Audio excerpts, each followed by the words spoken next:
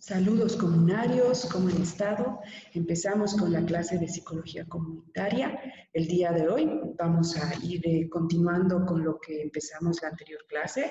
Específicamente me va a interesar trabajar mucho desde el campo de los marcos teóricos de la psicología comunitaria. Ese es el objetivo de la clase.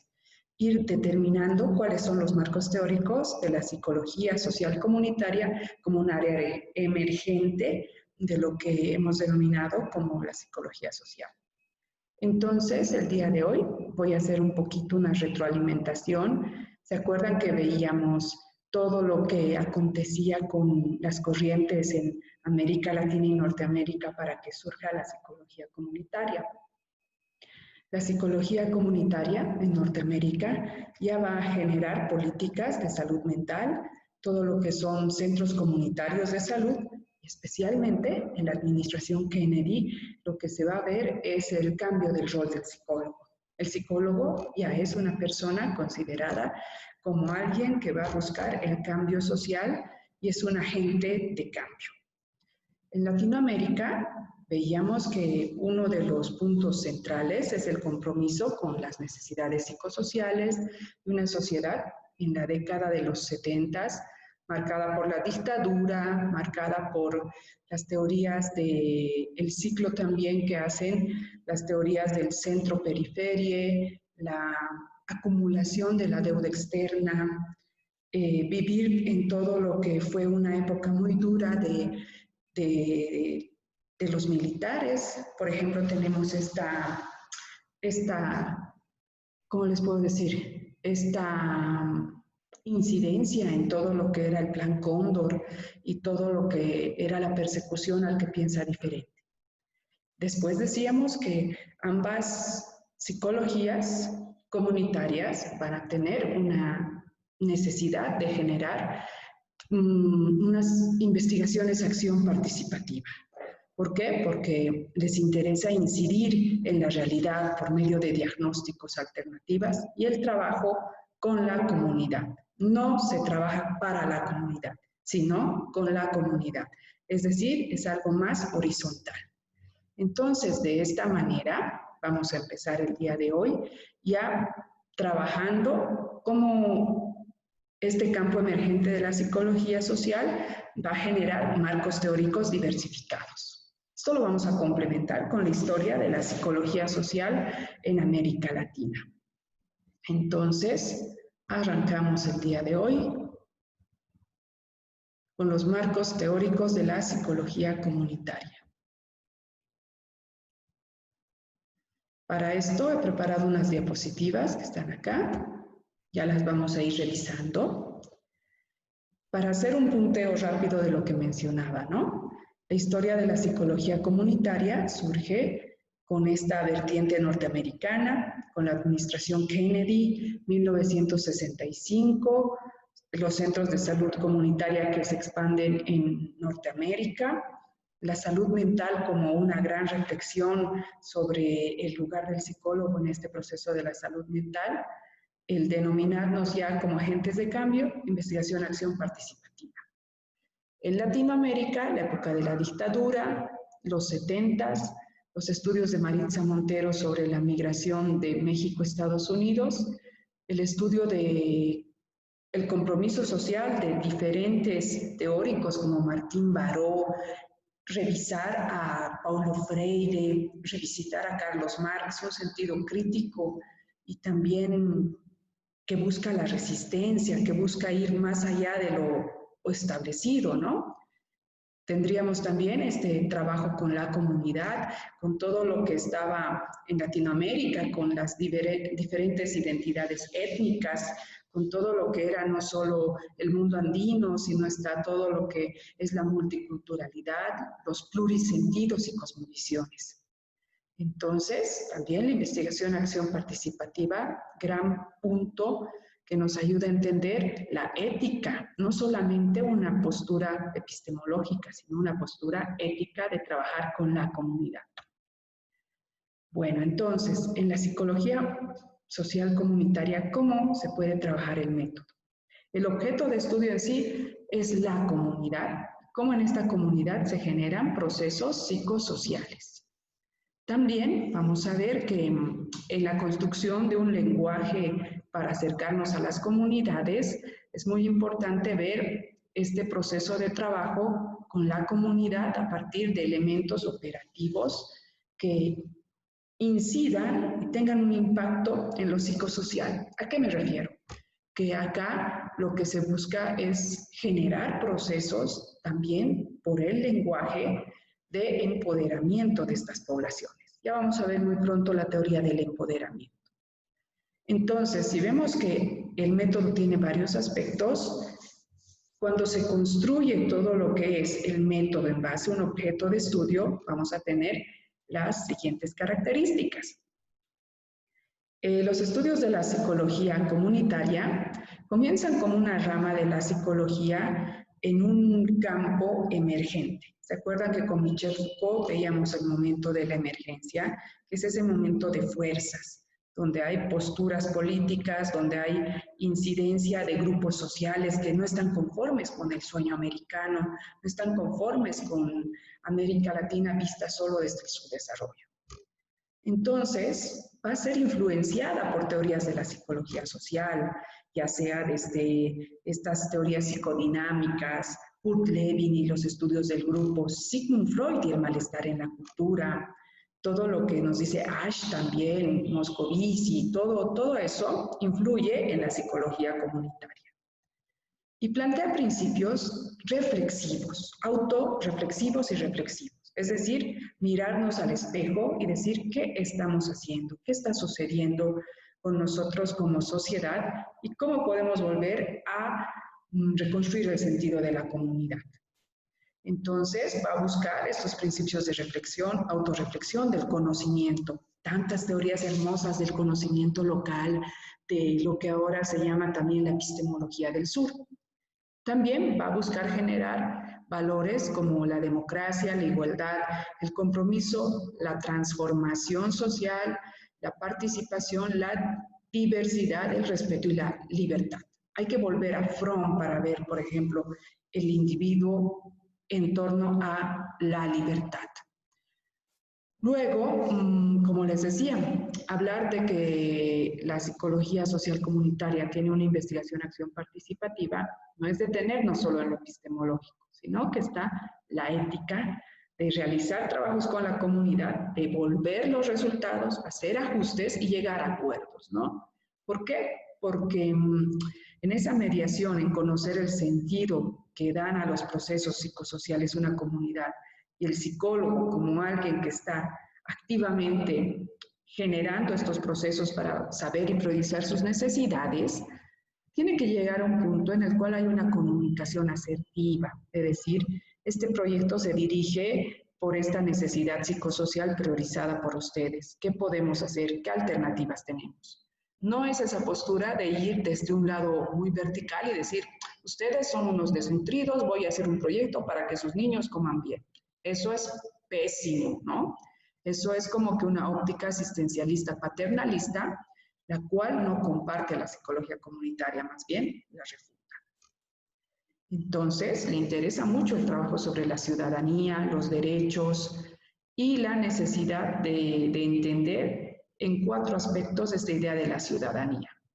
Ya les decía, las necesidades psicosociales de la comunidad, sistematizar ese trabajo, abordar un problema específico que genere malestar en la comunidad y a la vez explicar cómo se puede trabajar con la comunidad por medio de valores y principios que ellos priorizan.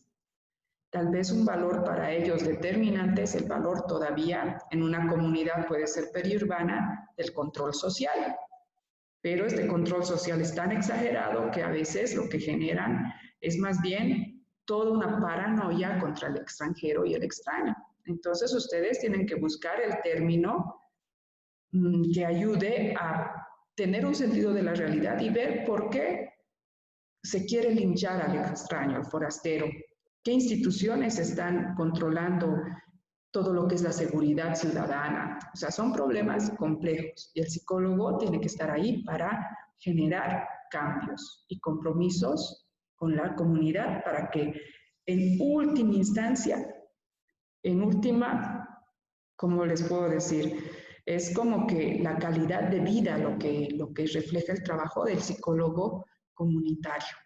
¿Por qué? Porque el sujeto no es la meta, es el inicio, no es el proceso final, sino es el inicio de todo cambio, el sujeto, el grupo y la comunidad, el corte ecológico. La intervención en la investigación. Creo que es la cuarta vez que repito, no quiero cansarlos, pero es la investigación, acción participativa, producir transformaciones, búsqueda de conocimientos compartidos y generalmente se trabaja el diagnóstico y la intervención, no se puede trabajar por separado. Y generalmente, dependiendo del alcance de sus trabajos, no todos pueden llegar a un nivel así de intervención porque a veces son trabajos más descriptivos. Si bien se puede hacer una descripción, pero hay que ver el alcance de lo que ustedes están buscando. Lo que siempre se aconseja es que se trabaje primero un diagnóstico y luego una intervención. Pero algunos trabajos pueden quedarse en un diagnóstico y recomendaciones para que luego la comunidad las tome presente y tome decisiones. Las razones del método. ¿Por qué y para qué se usa un método participativo? Porque nos ayuda a aproximarnos al objeto de estudio, los procesos psicosociales. Porque necesitamos tener claro cuál es el objetivo, cuáles son las necesidades, para que sistematicemos eso en un resultado. ¿Por qué? Para tener la seguridad de que estamos trabajando con la comunidad, el sujeto y el grupo, para generar procesos de validez interna de lo que estamos proponiendo y lograr legitimar un campo. Hay buenísimos trabajos desde la psicología social comunitaria que yo les voy a ir exponiendo y realmente hay transformación social. Yo cuando era estudiante decía, pucha, qué quijotesco, ¿cómo vamos a transformar el mundo? Eso me parece una idea muy hippie, decía, ¿no? Pero bueno, la realidad supera la ficción. Y yo estoy completamente convencida que transformar el mundo no es solamente luchar contra lo macrosocial, como Goliat, así estar contra este gigante que es el capitalismo. Pero sí hay rupturas y fracturas que en esta época se están viendo, como señales de que sí hay procesos de transformación que están resultando de las nuevas generaciones, desde los millennials, desde la generación X, Z.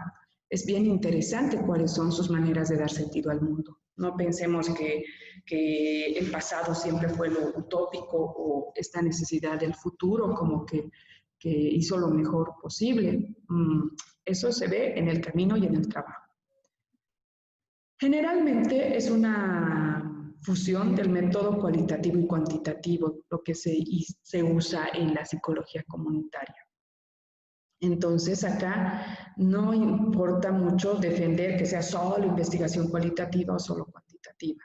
¿Por qué? Porque generalmente acá lo que hace es generar un método en base a un tipo de investigación, técnicas e instrumentos de acuerdo a la naturaleza de lo que yo quiero investigar. O sea, el método es un medio, no es un fin en sí mismo. Los dos métodos, cualitativo y cuantitativo, se complementan. Es muy interesante cómo lo cualitativo con paquetes como el Atlas-T, como el en vivo, está logrando fusionar datos cualitativos en el campo de la estadística. ¿Y por qué la combinación? Porque, por ejemplo, se puede hacer una encuesta para levantar una línea base, se puede hacer todo lo que es una descripción de estimar en un porcentaje qué es lo que sucede con algún problema psicosocial.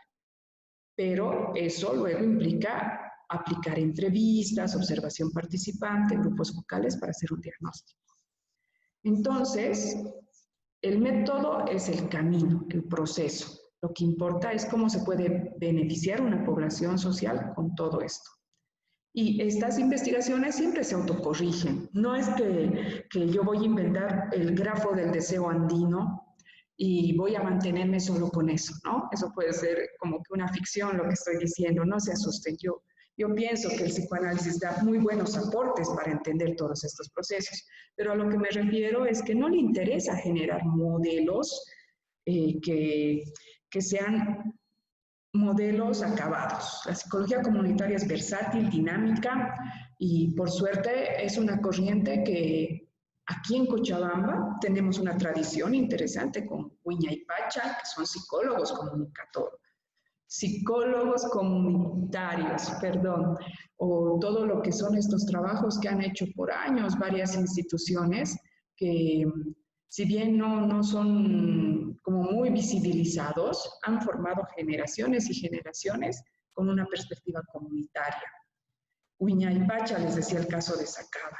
Es interesante también lo que se está trabajando, ya se trabajó mucho por Valle Hermoso, por todos los que viven tal vez en el distrito 9, 14, hay instituciones que están incidiendo en estos procesos. ¿Y quién tiene que estar ahí? Un psicólogo, porque no es el área solo de la educación o de la sociología, sino el psicólogo tiene que estar ahí como un puente para generar procesos transformadores de la realidad.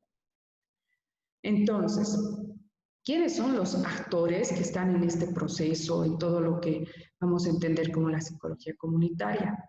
Serían los psicólogos que si bien no están en la comunidad, van a tener un proceso de retroalimentación con los agentes internos de la comunidad, conociendo sus características, teniendo una actitud asertiva, positiva y propositiva. Y la relación es obviamente horizontal, ¿no? Fundamentada en el intercambio de saberes y diálogos, fundamentada en todo lo que es la interacción que se va a ir logrando. Bueno, esto sería como que un esquemita que nos ayuda a entender el método en la psicología comunitaria y cuál es su relación con el objeto de estudio, cuál es su relación con los tipos de investigación que se proponen y también cómo se construye el conocimiento, cómo se hace la intervención. En este sentido, los marcos teóricos de la psicología comunitaria, según el texto guía que les he pasado en PDF, serían pues 5. Estarían relacionados con la psicología clínica comunitaria, el marco organizacional, el marco ecológico, el marco transaccional y el marco de la acción social y cambio. Para empezar con la psicología clínica comunitaria, no se confundan y piensen que tanto hablar de lo social, de la comunidad, solo nos quedamos en modelos operativos adaptados de la sociología a la psicología. No, para nada. Más bien, todo lo que es la psicología comunitaria desde la clínica tiene un aporte muy interesante, porque ¿cuál es su punto de llegada? Como les decía, el sujeto. El sujeto que va a ser entendido desde todo lo que es la salud mental, en base al bienestar del sujeto, en base a la prevención. Eso es lo que hacen en Norteamérica, ¿no? Tratar de ver cuáles eran las incapacidades de la clínica que no estaban llegando a atender casos urgentes, como les decía, los que van a la guerra del Vietnam, gente que vive realmente muy, pero muy mal todo lo que es el proceso de la elaboración del duelo, los traumas posguerra, el malestar en sí. Entonces, el modelo de la salud mental comunitaria va a criticar esa visión que solo ha visto la morbilidad, la mortalidad, y enfatiza más en la interrelación social. Hay teorías poderosas como las redes de apoyo social, como todo lo que tiene que ver con las intervenciones diádicas y varios aspectos que están centrados en la interacción social para generar procesos integrales de la salud mental.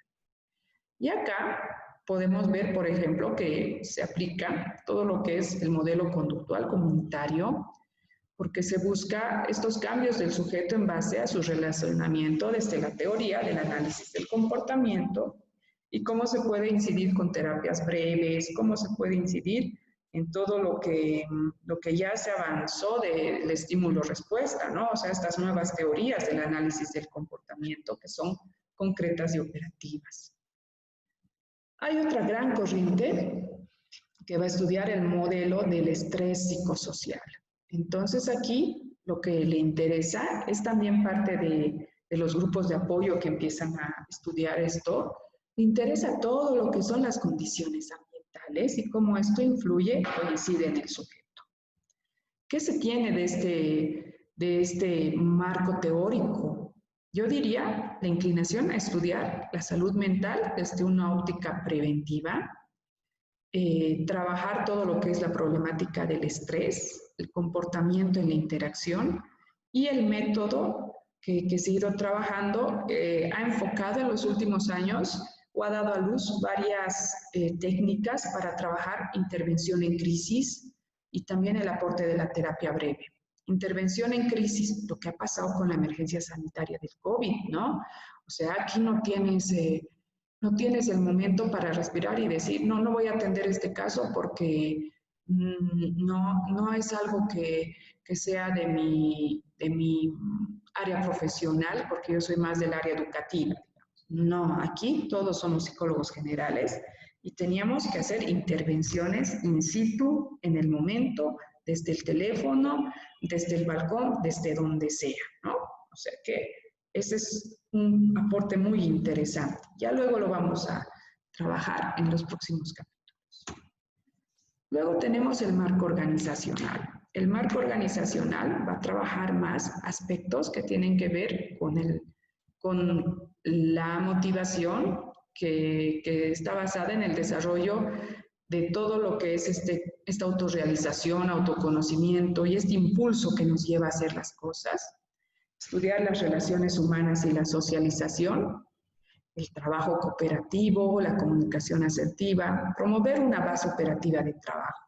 Es muy importante el marco organizacional porque cada vez las organizaciones están más desbordadas, donde tenemos problemas desde el moving, tenemos problemas del acoso laboral, tenemos problemas de también la explotación laboral o problemas de la comunicación, ¿no? O sea, acá es un campo versátil porque lo que se quiere no es solo que el obrero produzca, eso sería muy del siglo XIX o de la fábrica, sino que acá en lo organizacional yo quisiera que vayamos más allá de esa representación social de la fábrica. Estamos hablando de trabajo en sindicatos, en asociaciones.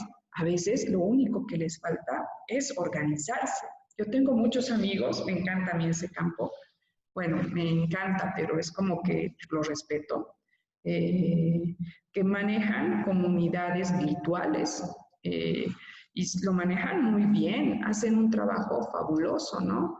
Hasta incluso en una organización social compraron un dron, ¿no? Y el dron es como que va haciendo un poco el control social, imágenes, bueno, son cápsulas, gadgets que nos parecen interesantes, especialmente a mí me interesa mucho la tecnología, ¿no? Dicen que la clase media alucina con la tecnología porque es como que la novedad, pero si juntamos la novedad con la psicología, wow, tenemos algo súper interesante como recurso para entender lo social, ¿no?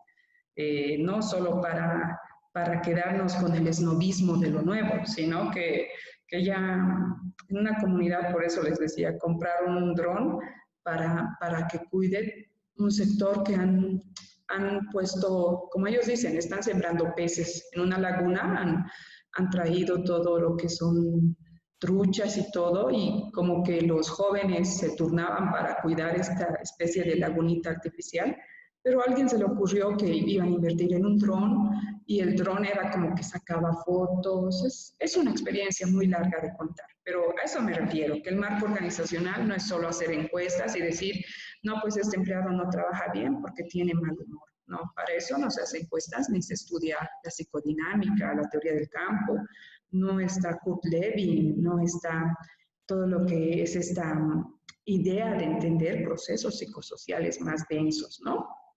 Entonces, los métodos participativos que se inciden son las dinámicas de grupo, el apoyo social, generar redes sociales y ver cómo se puede potenciar esas redes sociales, ¿no?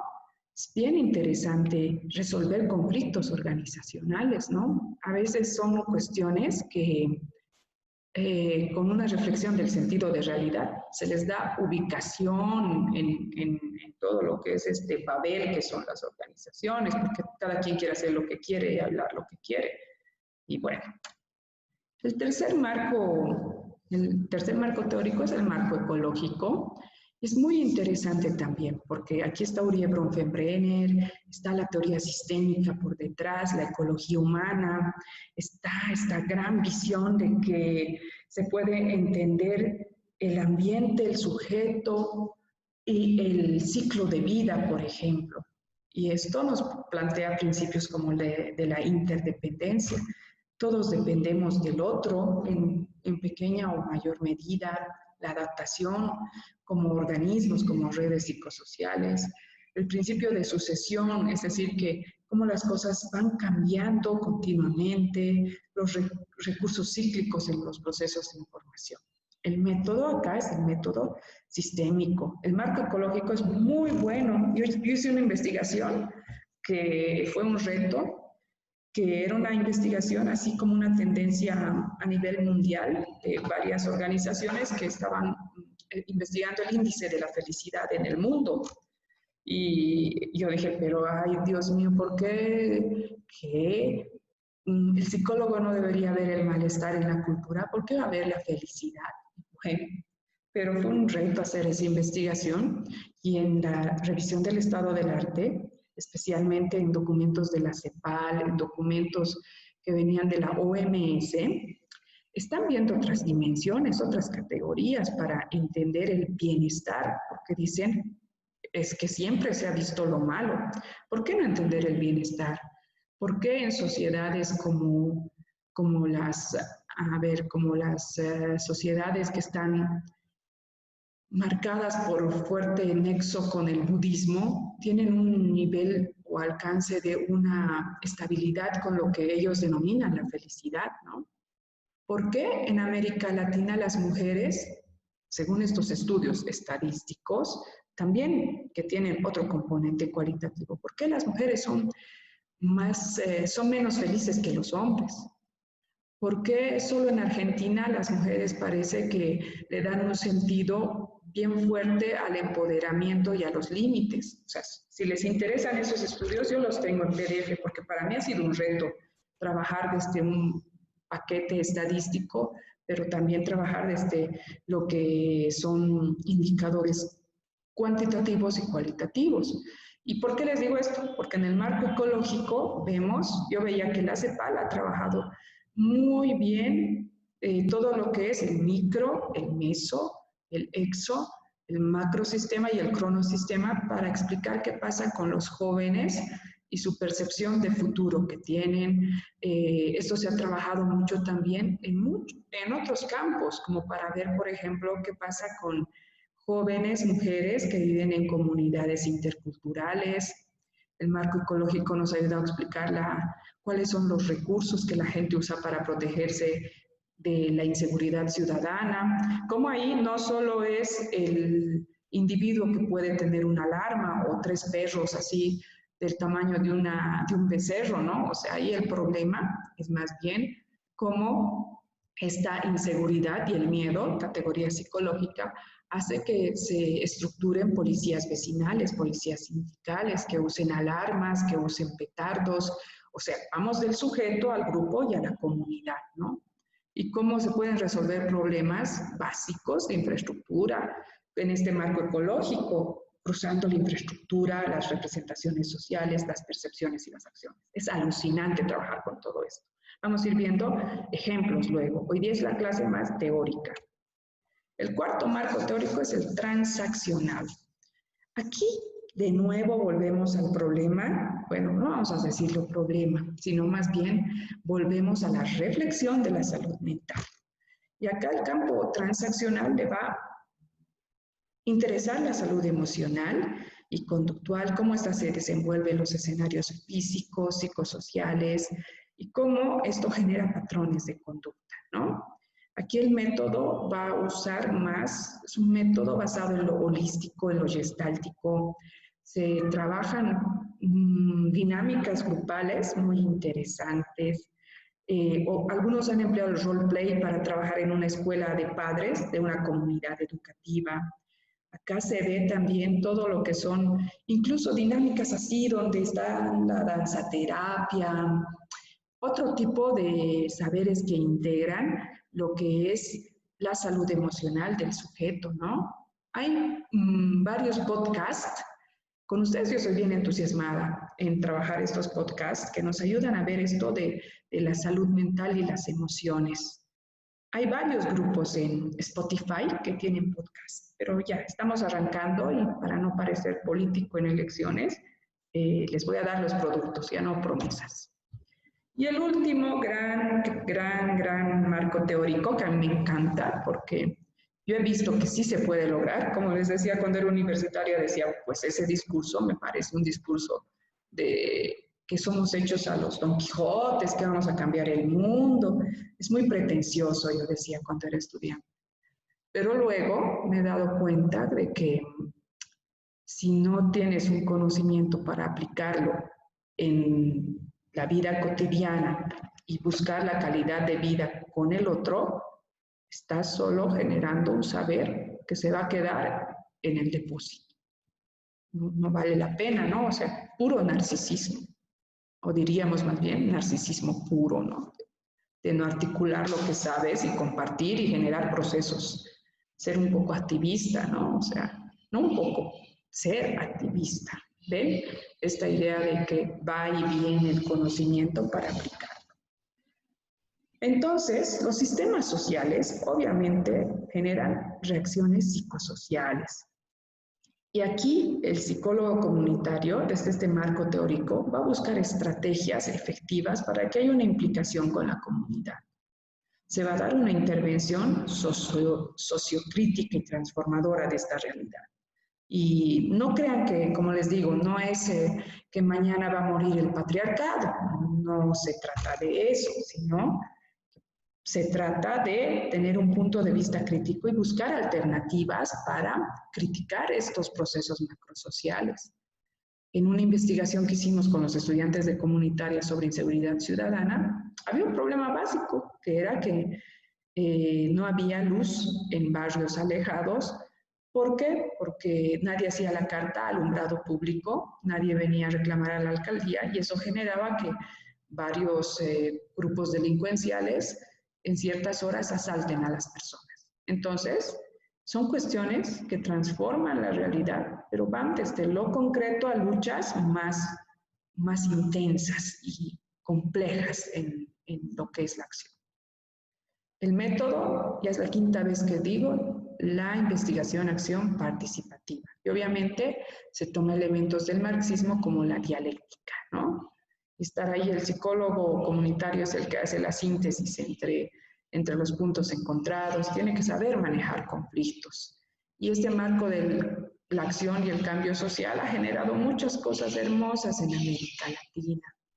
Desde procesos que van a dar luz a la resiliencia, ¿no? Procesos que van a dar luz verde a que, por ejemplo, en otras realidades hay un empoderamiento de los barrios, ¿no? Tal vez tendríamos que reflexionar el caso de algunas favelas, que de alguna manera es una realidad abrumadora en el Brasil, pero algunas favelas han sabido hacer un trabajo comunitario y tener una autoconciencia de buscar no solo la alternativa del narcotráfico y la delincuencia. Eso lo vamos a trabajar cuando veamos el barrio en la psicología comunitaria u otros procesos.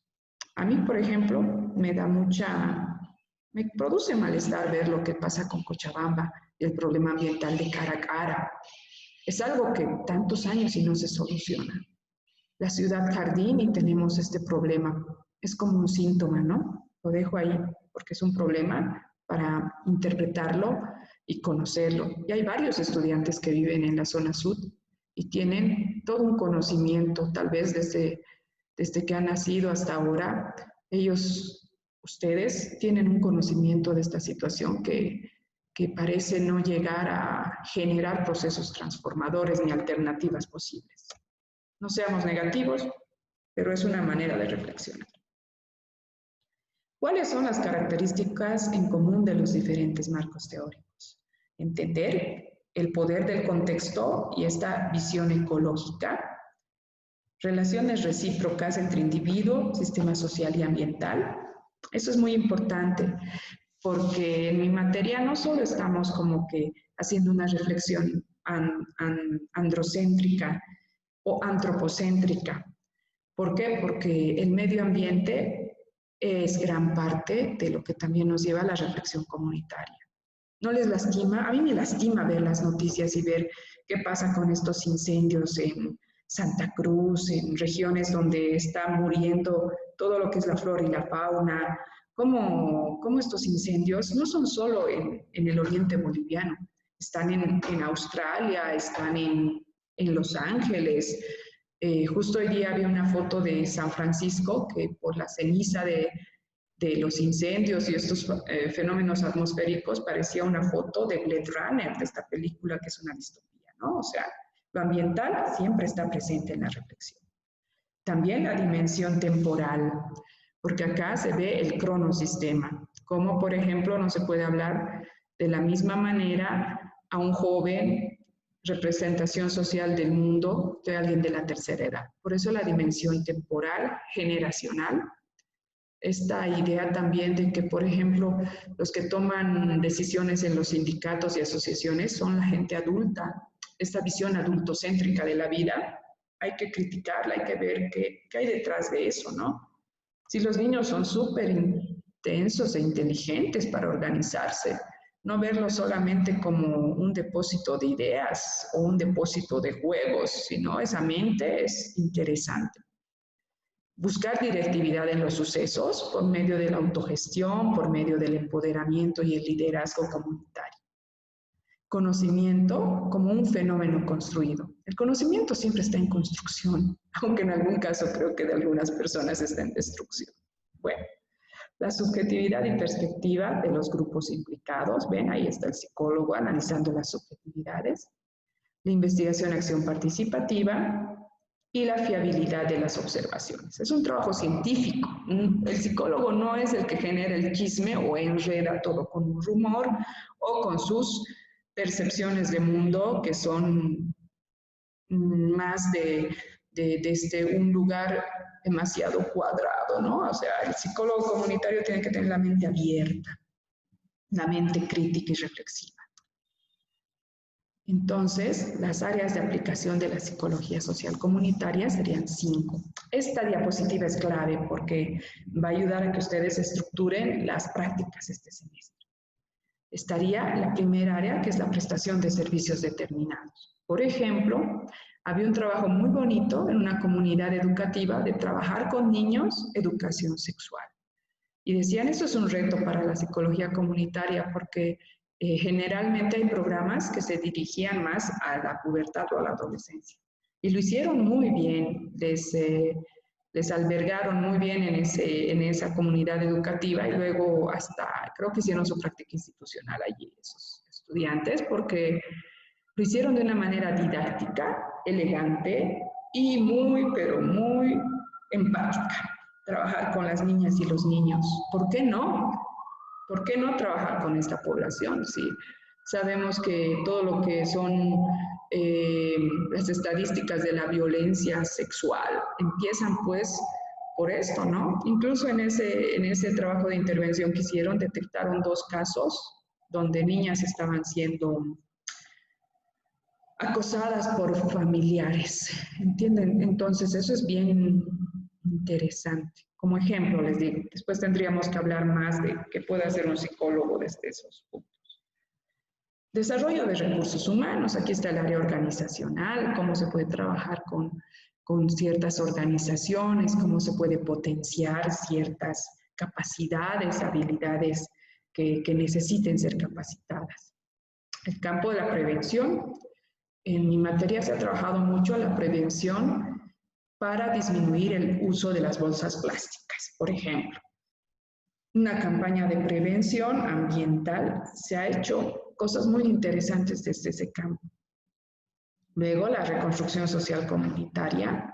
Aquí se ha visto, por ejemplo, trabajar con vecinos de Villa Coronilla y han aportado mucho en el Parque Urbano Ollantay porque han reconstruido un barrio tradicional en un barrio que ya da escena para que las culturas juveniles vengan y generen pues otro tipo de intereses y sentidos de mundo. Se reconstruye un barrio gracias a el Martadero, la alcaldía y los estudiantes de psicología que han socializado el proyecto. Josu, por ejemplo, está trabajando ahí en el Martadero y está en procesos muy interesantes como agente cultural, como también gestor cultural. Y el cambio social comunitario, esto implica procesos de largo plazo, no son imposibles, pero por ejemplo, cómo se puede cambiar todo lo que... Hay un colectivo que es Basurama y en Perú, en Lima, cambió todo un barrio por medio de todo lo que es el reciclado en un parque infantil y cambió toda una visión de la gente de este barrio, que era un barrio entre comillas marginal, de transformar el espacio y generar todo lo que es una óptica de empoderamiento del espacio público. Aquí les muestro algunos ejemplos, ¿no? El primero, prestación de servicios determinados. Por ejemplo, los trabajos que han hecho Viña y Pacha, como psicólogos clínicos comunitarios, que no solo se han dedicado a ver a la población que tenía problemas de manera individual, sino que tienen la prioridad por estos sectores marginados, comunitarios, y trabajan de abajo hasta arriba, y nos dan estas alternativas comunitarias para vivir sin violencia. Eso es un espacio de un servicio determinado, detectar el problema de la violencia, cómo ellos pueden tener estos servicios. Lo que les decía, en lo que es desarrollo de recursos humanos, se ven las potencialidades. Aquí también se puede trabajar con personas con discapacidad. En EIFODE hicieron su práctica varios estudiantes de comunitaria. Prevenir el bullying, por ejemplo, prevenir todo lo que... bueno, esto es de un texto de Paradorcito Eres, ¿no? Y ahí lo que dicen es que se necesita una prevención urgente del acoso escolar. Luego, la reconstrucción social comunitaria, les decía ahorita, ¿no? El Martadero, que ha logrado generar espacios muy interesantes. Yo estuve en un proyecto que trabajó con Villa Coronilla, pero más con Jerónimo de Osorio, y reconstruimos este pasaje y lo volvimos en un espacio que generaba el encuentro vecinal a través de la memoria oral, de ser un espacio que se encuentra por la Plazuela Osorio, donde estaban las grandes silpancherías, donde estaban los zapateros como oficio. O sea, es como que decir, yo soy orgulloso de ser cochabambino, porque vengo de gente que ha trabajado, de gente que ha logrado generar una ciudad en base al trabajo artesanal. O sea, es como que otorgarles este lugar en la identidad colectiva mediante lo patrimonial y convertir un espacio así un poco oscuro y feito en un lugar que lo han iluminado y es un lugar donde se recuerda la primera fundación de Cochabamba, una de las fundaciones de Cochabamba. Y ya les decía, el trabajo que han hecho en el cambio social comunitario con todo lo que ya es algo más de largo alcance, de largo tiempo y el pasaje Ollantay. La próxima clase les voy a mostrar videos antes de empezar. Videos de qué se ha logrado, cómo se ha logrado. Bueno, el día de hoy, el tema, los marcos teóricos de la psicología comunitaria. La reflexión de la intervención, el objeto de estudio, los modelos teóricos y los campos de acción. Conmigo, hasta la próxima sesión. Cuídense mucho, seguimos con la pandemia. No es algo que nos esté abandonando tan rápido. Un abrazo a todos y continuamos la próxima clase. Van a ver que ya todo va a tener como que su decurso.